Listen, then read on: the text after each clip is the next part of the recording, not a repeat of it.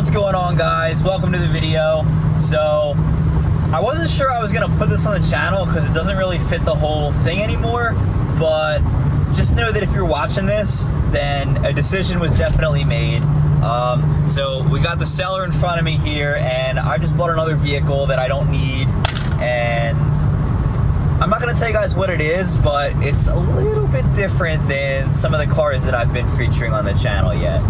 So hopefully you guys like it, because it's very different from what you've been seeing lately, but it still kind of fits the rusted garage theme. So just wait till you guys see it.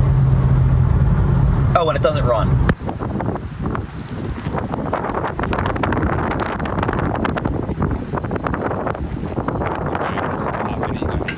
That probably would have been better.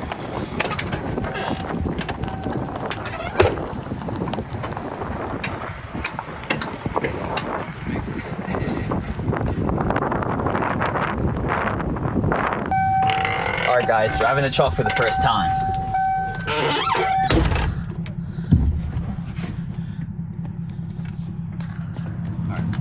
I gotta run in the house. My daughter's gonna get dropped off.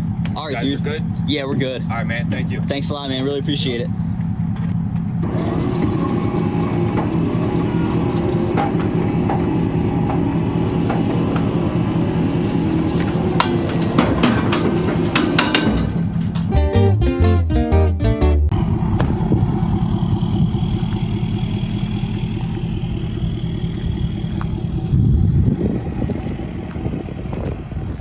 All right, so it took a little longer than we thought to get everything loaded up just because we had some issues with it, but it's on there real good. Not gonna have any issues taking the thing home.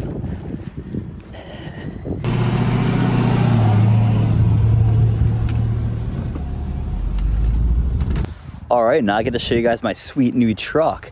The first thing I'm gonna show you guys is, I guess, a little bit of everything.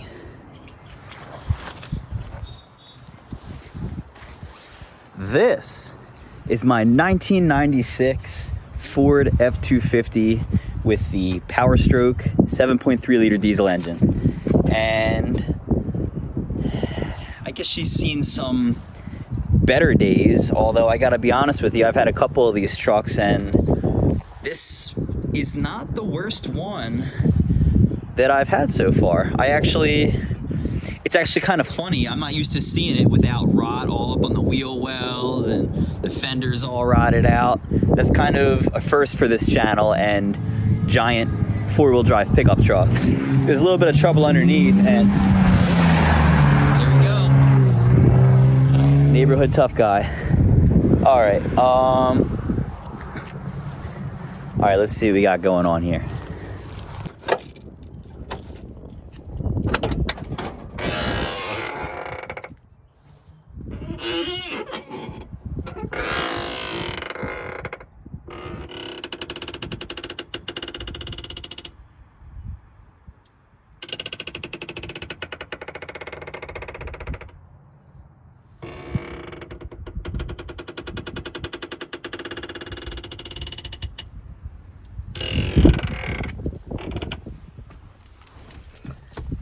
All right, let's see what we got in here. It's actually pretty clean for what it is. The seat isn't all torn up or anything.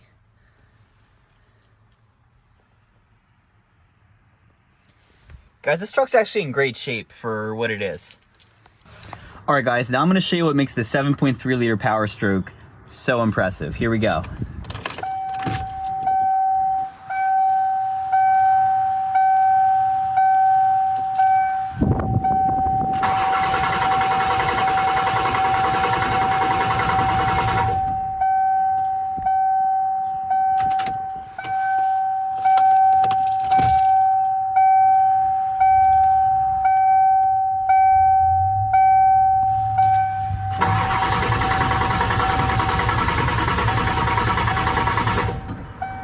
Not happening.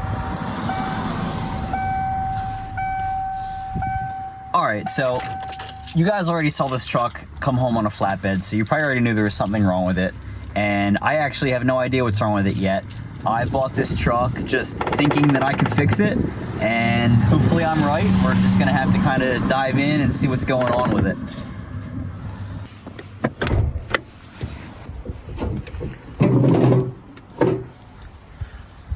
Okay, that is an engine, and it's actually a massive engine, as you guys already know because I said it like 3 times. 7.3 liter Powerstroke diesel with a gigantic turbo right on the back, at least what I think is a gigantic turbo, because I don't usually deal with turbo stuff, but to me that's a pretty big turbo. So first off, I guess I'll just show you everything that's kind of visually wrong with the thing.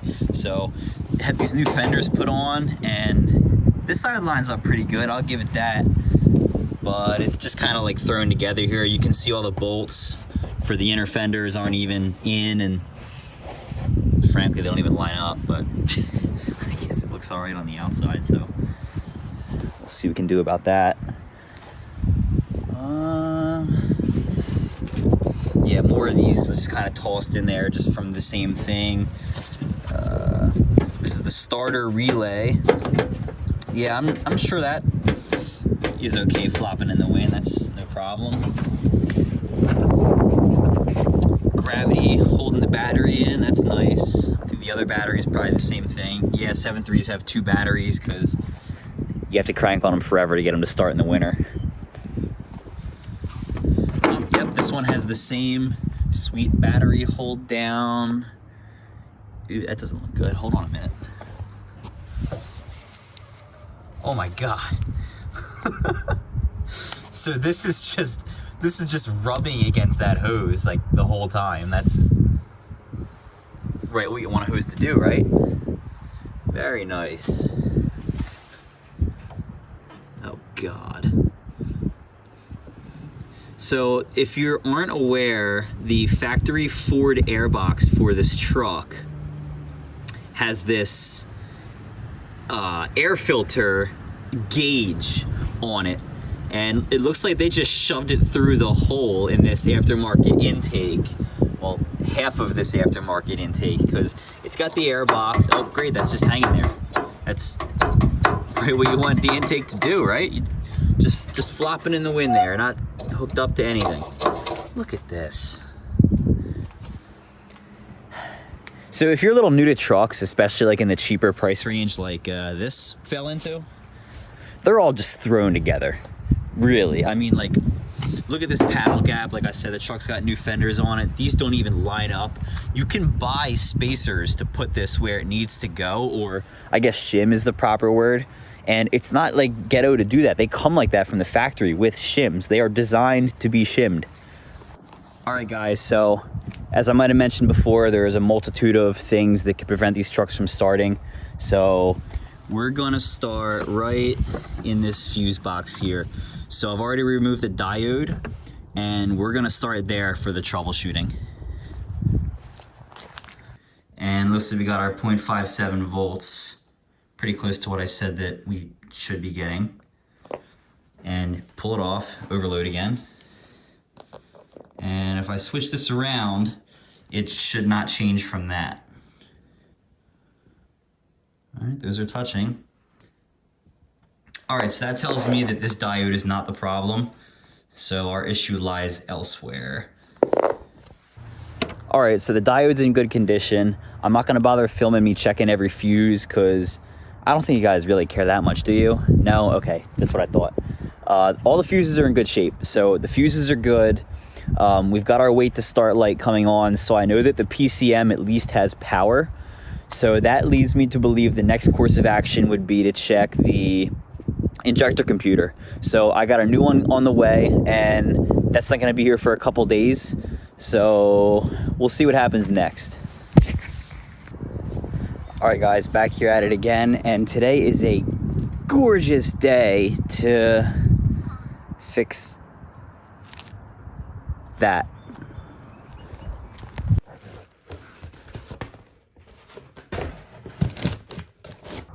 All right, guys, computer's in, and the hood didn't fall on my face just yet. I'm gonna call that a win for now, but moment of truth.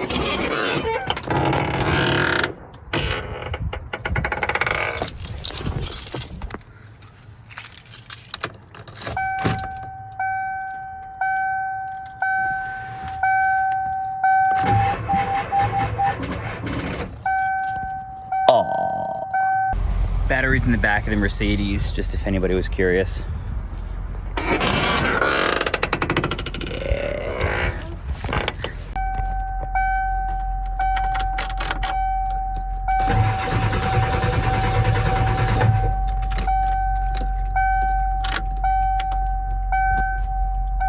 Still nothing.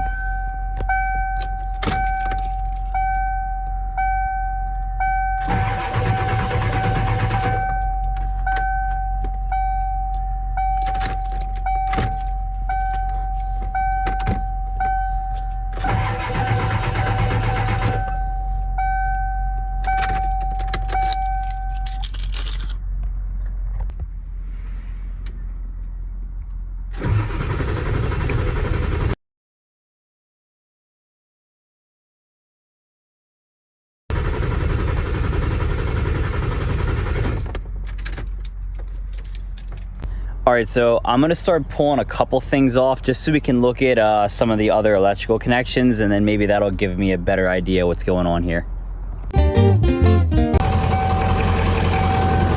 Guys, I gotta run in. Got a little bit of a high idle here. Something's going on. This truck hasn't ran in months. I am so happy right now. Oh my God, you guys. So, okay, here's how we got it. So, as I was cranking, I noticed my injector control pressure was reading 0 volts. So, as it was reading 0 volts, I popped the hood and the thing was unplugged. What was funny was I unplugged it for troubleshooting. It's the injector. It's under there. It's called the injector control pressure regulator, and basically it's just a sensor that measures pressure going into the injectors, because on the 7.3 they're controlled by pressure. Oil pressure fires this engine. It's a really cool but outdated system, and I don't know, I think it's pretty interesting just to learn how the thing works. But anyway, I unplugged it to do some troubleshooting because, believe it or not, the truck allegedly will run without it. Apparently that's false. Plugged it back in. And here we are. All right, guys, so I did get it running and I'm very proud of that, but we're not necessarily out of the woods yet. The truck is running very well, actually, but we still want to kind of keep this computer up and keep our eyes on it. Make sure all the numbers look pretty good. We got a really low duty cycle, so that tells me that the injection system is working really well. The injectors aren't beat up. The pressure is pretty low compared to how it is when you get on the gas. So that's all really good signs of a healthy system here. So everything's looking pretty good. These values are all just off, so we can ignore those. But these are looking pretty good. So let's drive my truck, you guys.